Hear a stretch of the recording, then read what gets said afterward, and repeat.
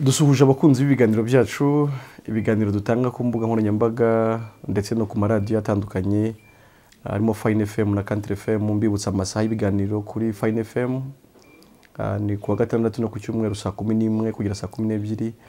Fine FM ivugira kuri 93 n'igice kimwe ku wabasha kuyikurikira ya dukurikira mu biganiro by'ubutumwa bwiza. Country FM ivugira ku 105 n'ibice 7. Tuba turi muri studio saa 2 kuwa kabiri saa 2 kugera saa 3 z'ijoro. Ubwo rero dukomeze tubane kuri YouTube, tuba turi ku Ijuru Ntirikorerwa TV no ku zindi channel zidufasha kwamamaza ubutumwa bwiza. Kuri Facebook watubona kuri Ijuru Ntirikorerwa TV page. Twandikire, tuganirize, duhamagare ndetse kuri 07844257 tugufashe gusobanukirwa iri jambo ry'ubutumwa bwiza, kuko ni ijambo ribatura, ni ijambo rikiza, ni ijambo ribeshaho. Hanyuma nge uri kubaganiriza ni Emile Nshimiyimana, ariko nkuko mubibona muri studio ndi kumwe n'umuvandimwe, ariko nawe mu mazaha ari kumenyera mu biganiro bitandukanye, nawe arabibwira kugira ngo dukomezanye twamenyanye. Ni karibu mwene data. Murakoze cyane. Nanjye amazina yanjye nitwa Musabyimana Joseph Mugisha. Nanjye ndakijijwe, nakiriye umwami Yesu. Ego. Imana ishimwe cyane. Imana ihimbazwe. Mugisha yuvuze ngo urakijijwe, ngo wakire umwami Yesu. Abantu benshi ubundi bazi ko bakijijwe, bazi ko banakiriye umwami Yesu. Gukizwa kuzwi na benshi no gukizwa wakijijwe bitandukanye, kugira ngo dukurikira bitandukanye. Okay, gukizwa nakijijwe nuko navuye mu rupfu rwo kurimbuka kwiteka, hakira ubugingo buhoraho, mbikesha igikorwa Imana yankoreye muri Kristo Yesu, ko yafashe ibyaha byanjye kabishyira kuri Yesu, hanyuma igihano cy'ibyaha nari nkwiye guhanwa Kristo akagihanwa mu cyimbo cyanjye, nanjye nkakira impano y'ubugingo buhoraho binyuze muri Kristo Yesu. Amina. Mugisha, hari abantu benshi nyine bavuga nabo ko bakijijwe. Yego. Ariko nyine wamubaza ati se wakijijwe iki? Ntakibone. Yego. Rimwe na rimwe akubwira ati nakijijwe ibyaha. Yego. Wamubaza ati se mu by'ukuri kugeza ubu kuva aho wakirijwe nta cyaha urakora? Yego. Ati urumva ati ntibyabura. Ngira ngo nawe niko gakiza wari ufite kera. Yako niko nayifite kera. Ariko ibyo n'ibyiringiro bikoza. Yego, isoni. Bikoze isoni. Ariko Imana ishimwe yaduhishuriye ko Yesu yaje mu isi kugira ngo adukize urubanza rw'ibyaha n'urupfu rw'iteka, hanyuma aduheshe kuba abakiranutsi ndetse no kuragwa ubugingo buhoraho. Uyu munsi ntabwo turi bwinjire cyane mu ivugabutumwa, kubera ko hari byinshi byo kuganiraho, kugira ngo dukure abadukurikiye mu rujijo. Abakunzi b'ibiganiro byacu bakwiye kubona byinshi bitandukanye bibasha kubabera umucyo mu by'ukuri w'ijambo ry'Imana. Uyu munsi rero numvaga turi buganire kuri bimwe mu by'abantu bahanura, cyangwa se abahanuzi b'iki gihe, abahanuzi bateye, abahanuzi b'isi, bimwe mu byo bahanura. Ubwo ndi kumwe n'uwahoze ari umuhanuzi, biraza kunyorohera cyane. Mugisha, ikintu utari kuva mu iteraniro udahanuriye abantu cyari ikihe? Ukiri umutubuzi. Nakwise umuhanuzi ariko n'umutubuzi. Umuhanuzi n'uhanura iby'agakiza ka Kristo kandi kuzaboneka.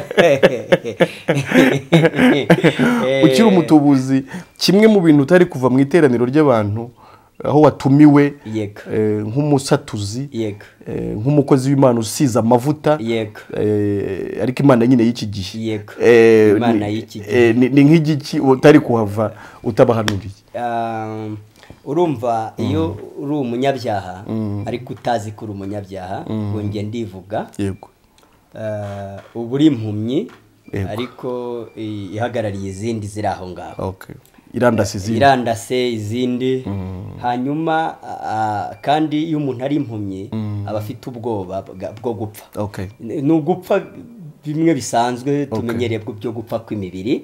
Hanyuma ariko kubera kugira ngo wumve ko ugiye kunezeza imitima ya kamere, hari ikintu ntagombaga kuva mu materaniro ntahanuye.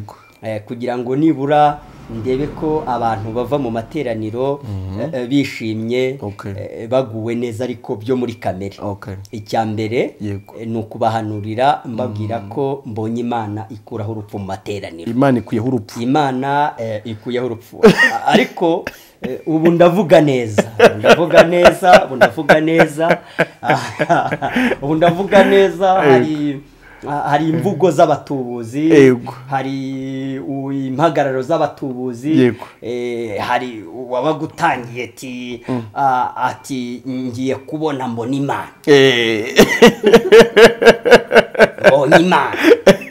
Mbonye marayika amanuka, kandi uyu mu marayika wari umanutse amanukiye guhagarika impfu za bamwe bari bari hano muri riteraniro. Ati wowe mugabo, ati wowe wambaye ishati y'umweru, ati wowe ati mbonye Imana.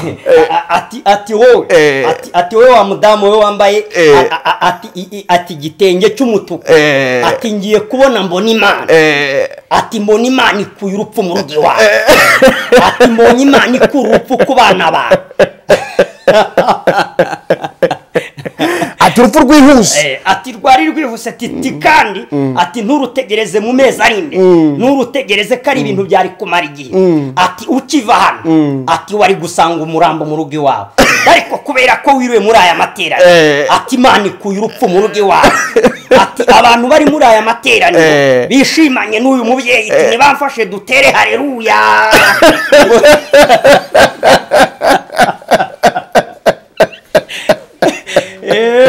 Mugisha ako ni kari kubura, ako ntabwo kari kubura.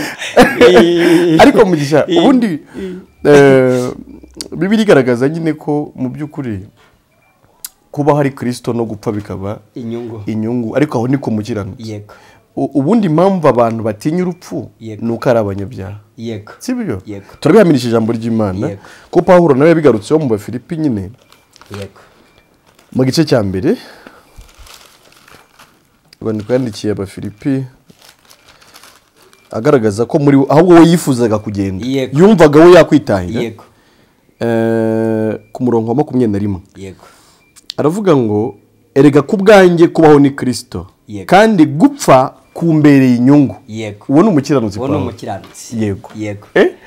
Buri impamvu abantu batinya urupfu nuko ari abanyabyaha. Ahandi ndetse no mu Baheburayo si hariya gusa. Mu Baheburayo mu gice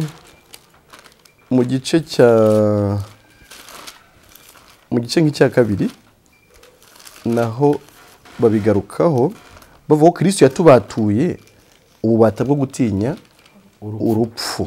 Sibyo? Umva ukuntu havuga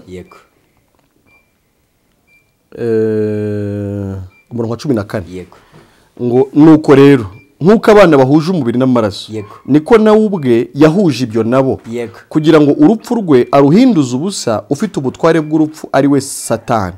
Umurongo wa 15 abone uko abatura abahoze mu bubata bwo gutinya urupfu mu kubaho kwabo kose. Amen. Sibyo? Muri make ubu ntaho bakimpanurira ngo Imana inkuriyeho urupfu. Uzi ko bajya babimpanurira batanze.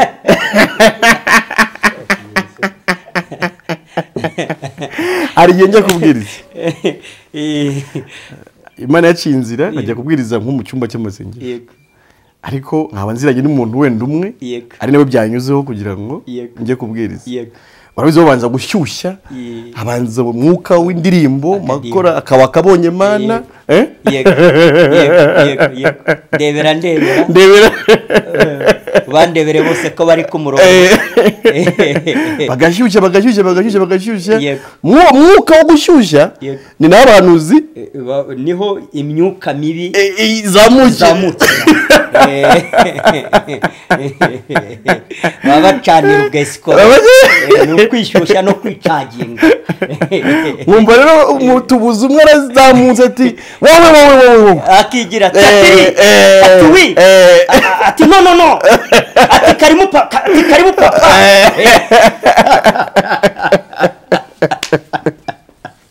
ati mbonye mu bashyitsi ati wowe mushyitsi ati wowe ati mbonye Imana igukuriraho urupfu ati kandi rwari rwihuse cyane.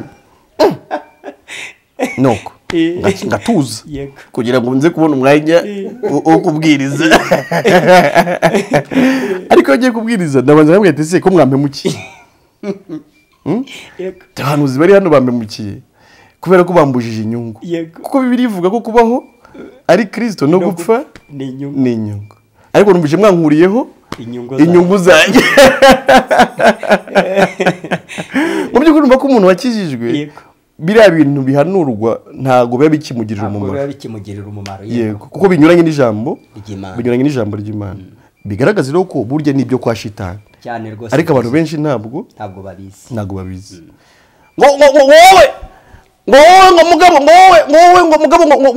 byibushye ngo wicaye ngo ku ntebe ngo ibanziriza nk'inyuma ati haguruka ati tera herewe eshatu ati z'umurambararo ati mbonye Imana igutindiye ikiraro ati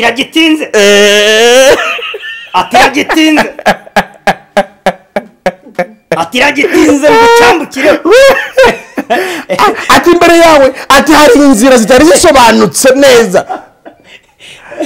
ati ariko mbonye marayika amanuka adatinda ikiraro ati mbona urambutse hari n'ikindi ati wo ati muri joro ryakeye ati wagiye kurota ubona inka zikwirukanka ati kandi mu kwirukanka ati mbona zose zikwirukanka ariko ziragufata ati mbona wituye hasi ubundi si umunyabyaha yananirwa kurota inka zimwirukanka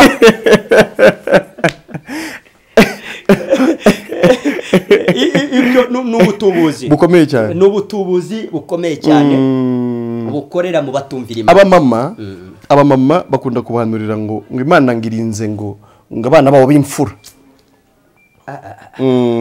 icyo ntabwo uri umutubuzi wa nyawe hari uburyo shitani akoresha nawe mu nzego hari ubwo akoresha mu nzego ariko ntabwo ubuzi ko ari shitani uri gukorera ubimenya neza iyo noneho wahishuriwe inkuru nziza y'ubutumwa bwiza bwa Kristo ntabwo ushobora kuva muri ayo materaniro kuko uba wumva ushaka no kwemeza abantu no kugira ngo ko hari igihe ubwiriza bya bindi ukabona ntibyabafasha ukabona wabibabwiye barakaye noneho ukabona rimwe na rimwe nta n'icyo uri buze gucyura baguha cyo mu mufuka cy'amafaranga noneho ugashyiraho ubuhanuzi ariko bw'ibyo batinya abamama rero ko bakunda abana nta mumama udakunda umwana we birumvikana ariko nituvuga twibuke nta upfa kubihanura atabanje kwivugisha mu ndimi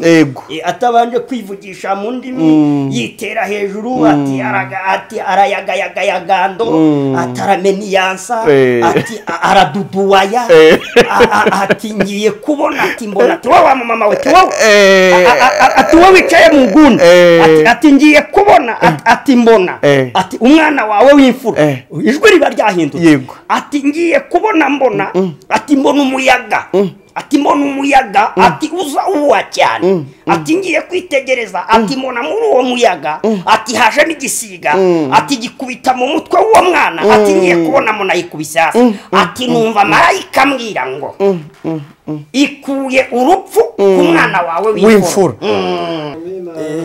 ati abantu bari muri aya materaniro ati bari kugenda bumva Imana atari ko hano muri aya materaniro harimo abantu bari kugenda bumva Imana ati 2 cyangwa 3 cyangwa 5 bari kumva Imana iri kugenda ikura impfu mu bantu bayo ati niba barimo nibampagurukire ku maguru yabo 2 bamvugire ngo amina cyane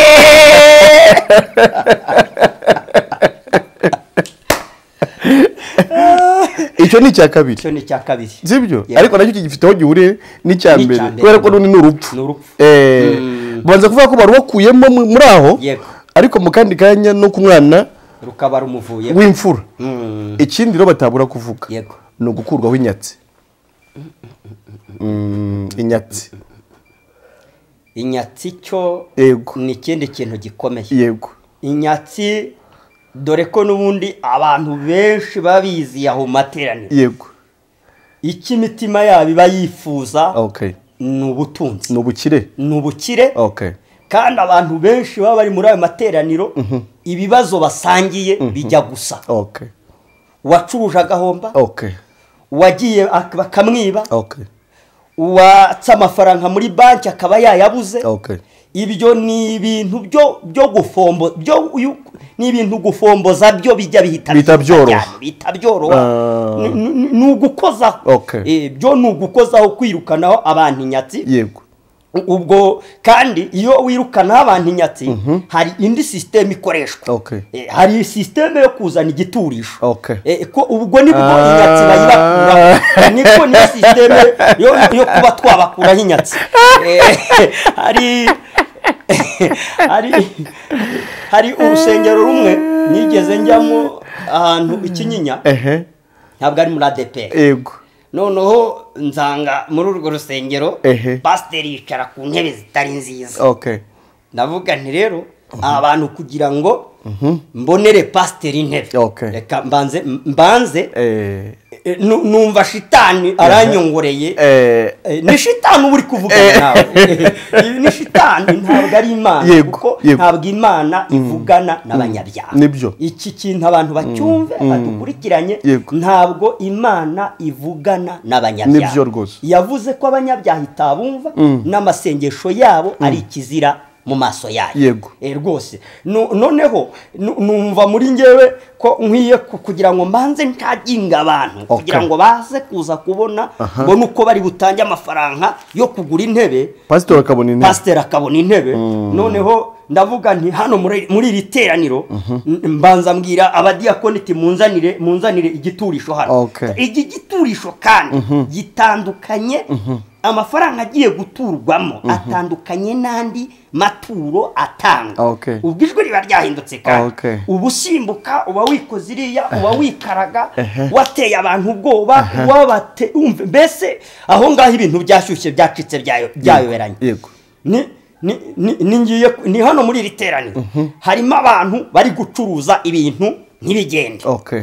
ese koko muri iryo teraniro habura abantu bacuruza ibintu ntibigende? abantu bose batonze umurongo. ati kandi amafaranga ugomba kuzana ushyira hano muri iki giturisho, ati uko uyazana we ntuyajyane ntakurambitseho ikiganza, wirinde gushyiramo ngo ugende. ubwo ukaza ati aya mafaranga ushyizemo, ati mu izina rya Yesu inyatsi gukuweho, ushyiramo mu izina rya Yesu inyatsi gukuweho, kuko nta muntu udafite icyo kibazo cy'amafaranga. ariko mugisha n'utwo yari afite natwo katuzana ibinyatsiga bibaye inyatsi, ahubwo ninjye wabaga ari inyatsi.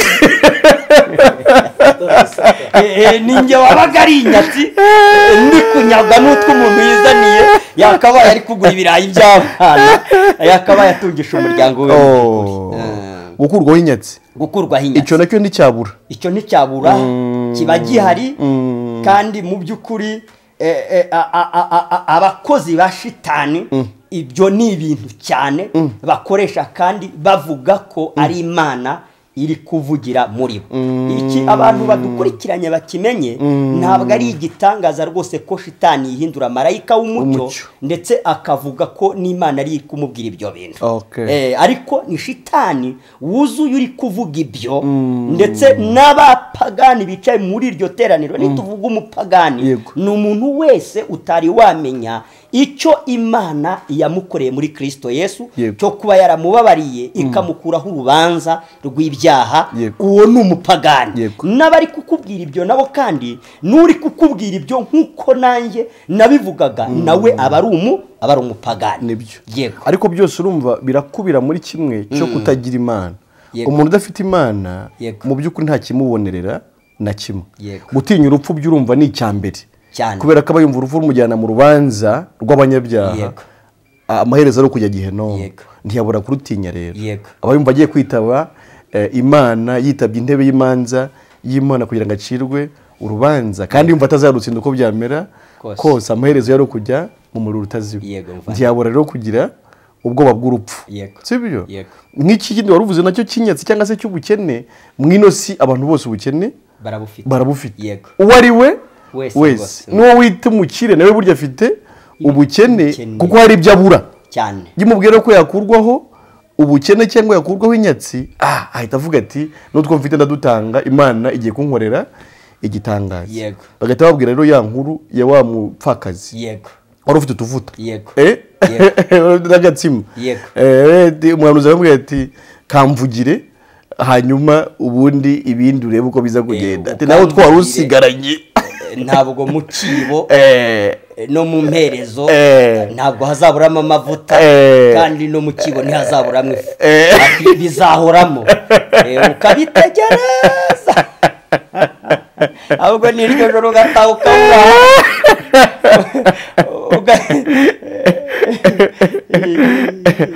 ndaze ndeba uburyo Pawulo yabivuze mu Bafilipi mu gice cya 3 ari kuvuga guhera ku murongo wa 19 aravuga ngo amaherezo yabo ni ukurimbuka imana yabo ni inda ngo biratana ibiteye isoni byabo bahoza umutima ku by'isi naho twebweho iwacu ni mu ijuru niho dutegereje umukiza ko azava ari we mwami Yesu Kristo uzahindura uyu mubiri wo gucishwa bugufi kwacu akawushushanya n'umubiri w'ubwiza bwe kuko afite imbaraga zo kumubashisha kwigandurira byose amen urumva ko abo bantu nta bindi bahanura nta bindi babigisha byose burya ni iby'isi imana yabo ni inda ngo bahoze umutima kubiri mu isi ariko ngo amaherezo yabo ni ukurimbuka ubwo tubonye ibintu bibiri byibandwaho cyane ibyo rwose byibandwaho cyane abagabo rero gukurirwaho igifungo cyane icyo kintu ndikijya kibura mu gisha ntabwo kibura ahantu nagiye mba mu byumba gukurirwaho igifungo ni ku bagabo kandi abantu bakimenye ndetse nta mutubuzi utubura atabanje kwishakamo iterabwoba agomba kubanza kwishakamo iterabwoba mbigarukeho kuvuga ngo mu ndimi ikindi gukubita akaguru hasi ikindi bagahiritira mu gatuza kugira ngo mu by'ukuri ubanze kumva ko ari imana ije abakurememo ko ari imana koko ije kugukuriraho icyo gifungo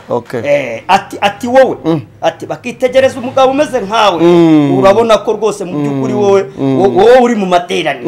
uri mu materaniro barakwitegereza avuga turiya mugabo icyambere ntabwo yabura ibintu byatuma ahura n'ibintu by'imanza wenda n'urugero kakwitegereza atashobora kuba ari umukire kandi abakire bashobora guhura burya n'ibibazo byinshi ati wowe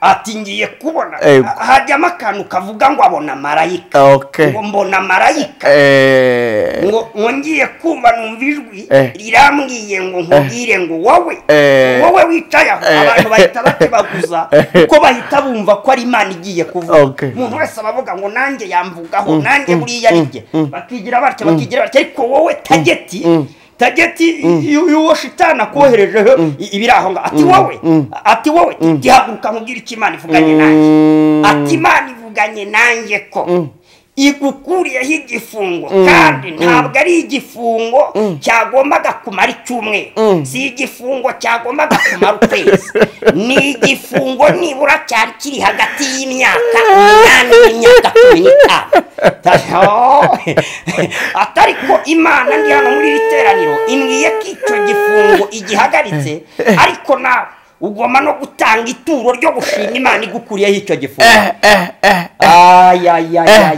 ati mbonye imana ikuburanira irakuburanira ati mbonye imana ikubereye umwavoka ibaye umwavoka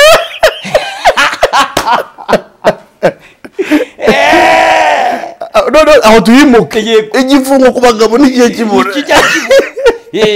nikijya kibura ibibyimba byo mu nda yego ku badamu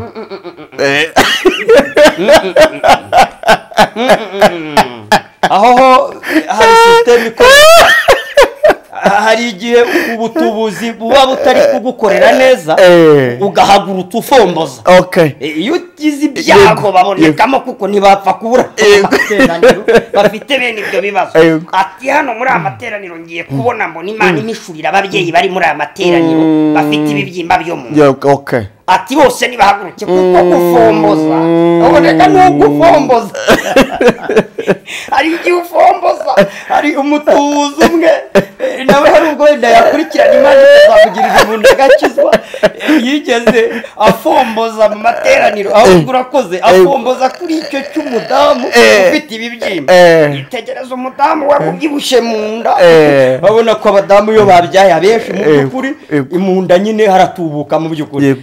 Ati wowe wa mubyeyi ati wowe wa mubyeyi tavuga nkubwira icyo Imana ivuganye nawe. Ati Imana igiye kunyereka ibibyimba bibiri biri mu nda yawe. Ati kandi niwumva ari byo uravuga ngo ye nuvuga ko atari byo urahakana. Abarahushije agize ibyago rero umugore nawe yari afite gushira amanga aravuga tumva mu bintu nigeze ndwara ibibyimba ntibirimo noneho kubera ko abatubuzi bafite ubwenge bwinshi atubwo Imana yerekana n'ibitaraba nk'ibyabaye. Atubwo icyo yari inyeretse atubwo yari inyeretse ibigiye kukuzaho atubwo reka nkurangurireho ikiganza bihita bikurwaho bitabaho. Ati mu izina rya Yesu mpagaritse ibibyimba ku buzima bwawe.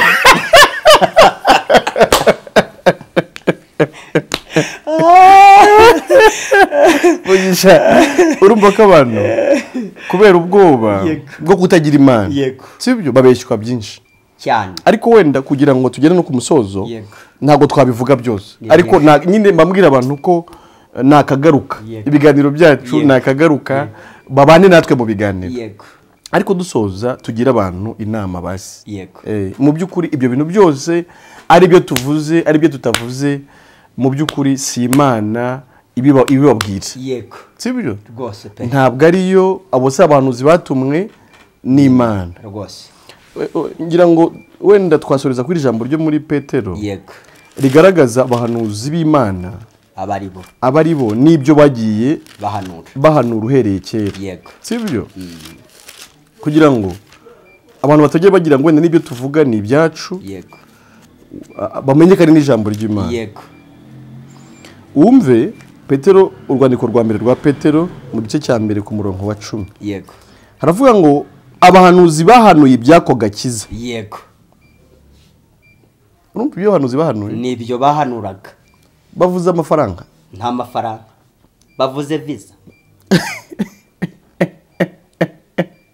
Bahanuye ibyako gakiza. Abo n'abahanuzi b'Imana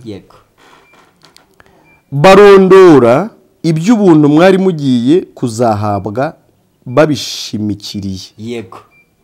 Urimo kubyumva? Ndi kubyumva. Hari uguhanura ariko harimo no kurondora.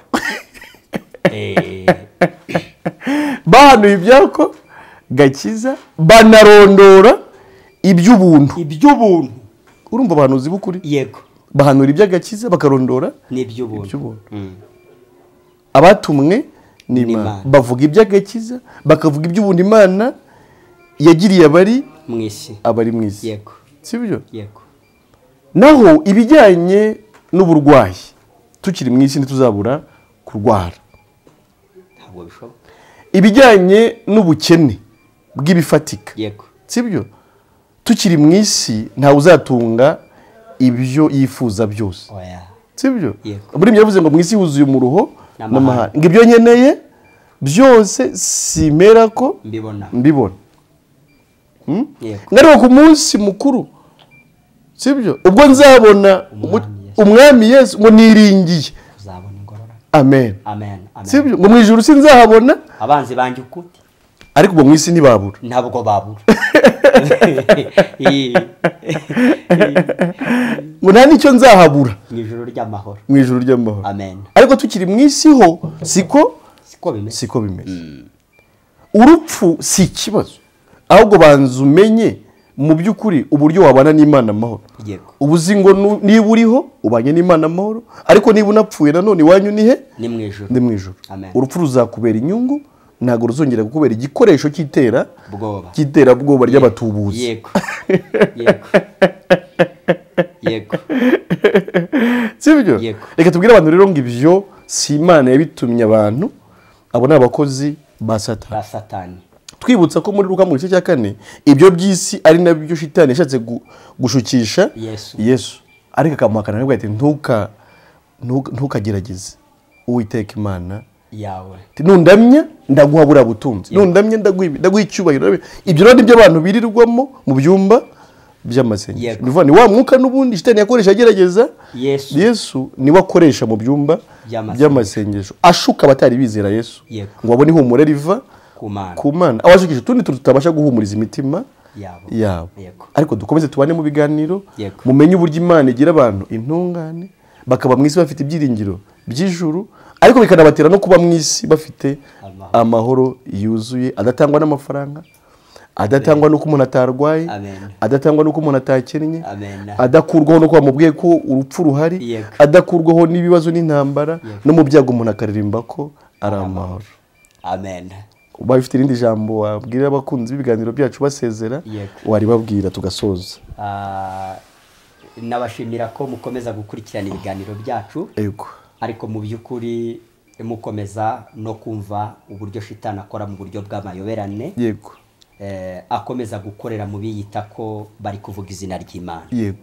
Uburyo tuba tubivuga mu ncamake, mu magambo makeya, kuko afite amayoberane menshi kandi akorera mu biyita ko bazi Imana, kugira ngo abashe kuyobya abantu ntibamenye inzira y'ukuri Imana yashyizeho. Rero mu by'ukuri Imana rwose ikomeze kuba mwahishurirwa inzira y'ukuri, muve muri ubwo buyobe n'ububata mushyirwamo n'abiyita ko bazi Imana kandi atari Imana bakorera, ahubwo mu by'ukuri bakorera shitani. Murakoze cyane, Imana ihimbazwe. Amen. Amen.